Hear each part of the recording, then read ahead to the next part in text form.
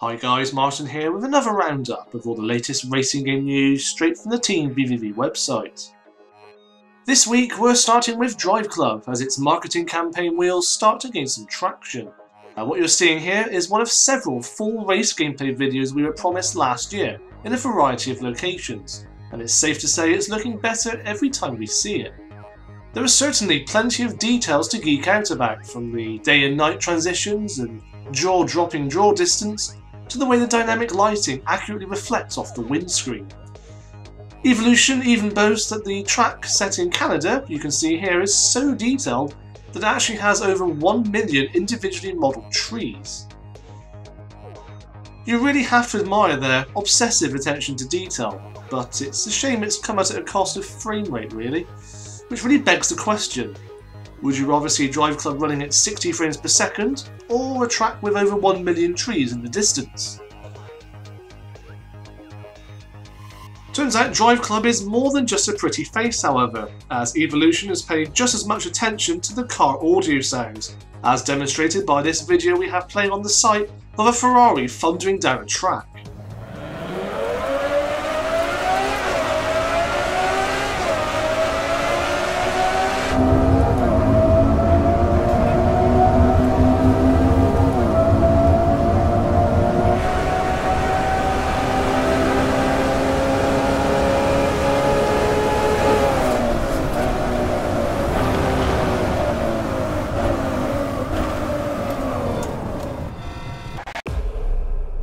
All I can say is let that be a lesson to polyphony. This is how you do car audio in a game. Driveclub isn't the only PS4 game stuck with a 30 frames per second speed limit, however, as this week it was revealed that MotoGP 14 will also be restricted to 30 frames on the PS4. This is becoming a frustrating trend, frankly, as you can't help but expect more from the next-gen consoles. By now, 60 frames should really be the standard.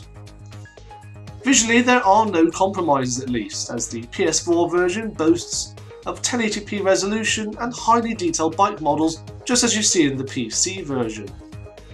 Milestone have been slated in the past for delivering subpar graphics, but they've certainly upped their game this time round with graphics that border on photorealistic.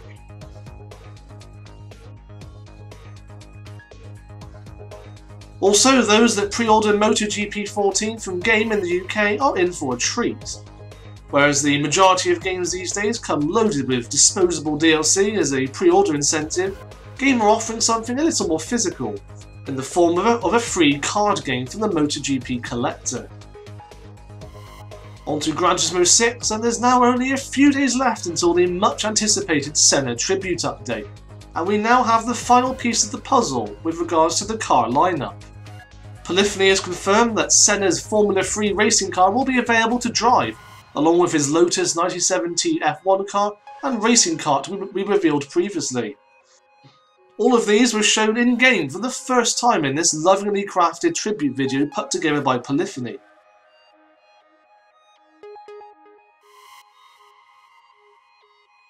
May 27th certainly can't come soon enough. Meanwhile, Fnatic has continued their onslaught of pricey peripheral reveals for the Club Sport wheel. It's incredible to think that in just a couple of weeks we've had no less than 6 new product reveals from Fnatic. I can't remember a time where we've had so much sim racing hardware to report on at one time. Anyway, this week saw the announcement of 2 more wheel rims to the family.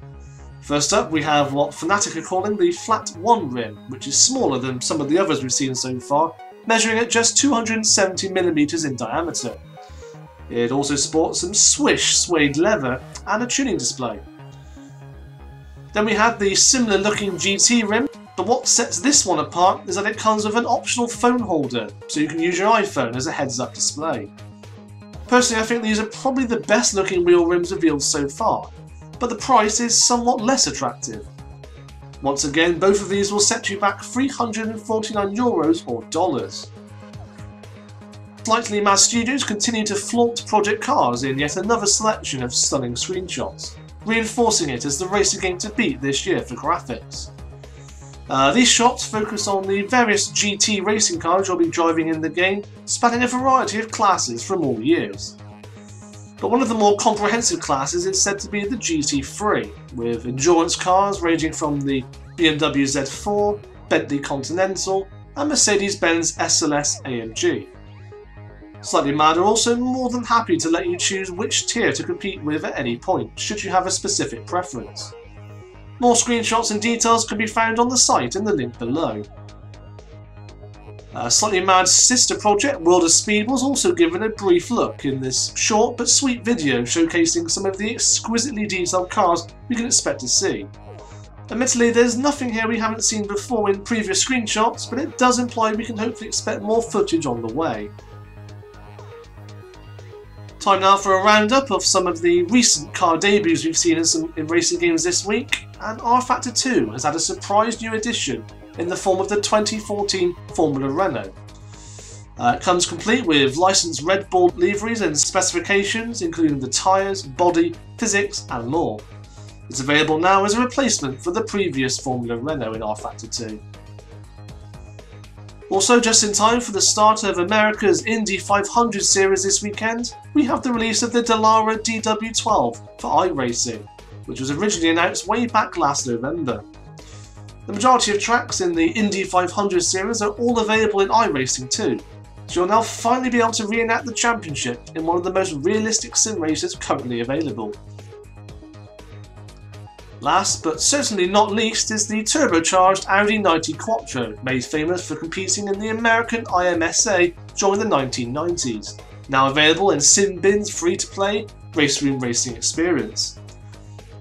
This is the first time the iconic race car has been featured in a game before, but Race Room's advanced physics and biblical engine sounds should certainly do it justice. Ask Alan nice enough and he might just take it for a test drive on the mighty Team VVV test rig. Codemasters' kiddie kart racing game F1 Race Stars has been given a new lease of life, with a new mobile port for iOS. Content-wise, it's identical to last year's release, with all the same teams, cars and big-headed drivers from last year's season, although the 40 tracks have been redesigned to better suit its new mobile platform. This also just happens to have been released exactly 1 week before Mario Kart 8. Coincidence? I think not. Split Second remains one of my favourite arcade racing games that no one played. Its explosive set pieces made for some truly exhilarating racing that Michael Bay himself would have been proud of. I loved the sheer crazy spectacle of it all, and it was actually quite innovative at the time, even if it was over far too quickly. A sequel was on the cards, but the studio was sadly closed before this could happen. It was such a shame to see such a talented team go, but now the director of Split Second has started a new company called Iron Fist Games, who are working on a brand new project. It's called Rage Ride, a bike combat racer heavily inspired by Road Rash, as you may have guessed. So you can expect to bash other bikers with baseball bats, chains, guns and flamethrowers, while racing in open environments just like the good old days. A Kickstarter campaign has started to get the project on the road, but the difference here is that it's still at a concept stage, so there are no screenshots or gameplay videos available to show exactly what you're buying into. It all sounds like a bit of a gamble, and I personally would have liked to have seen the Split Second sequel. But even still, it's nice to see Road Rash get resurrected, even if it's already being done this year anyway with Road Redemption. And whilst we're still on the subject of bikes, elsewhere on the site you can find our verdict on Milestone's MXGP in our written review. Find out if it's the game motocross fans have been waiting for in the link below.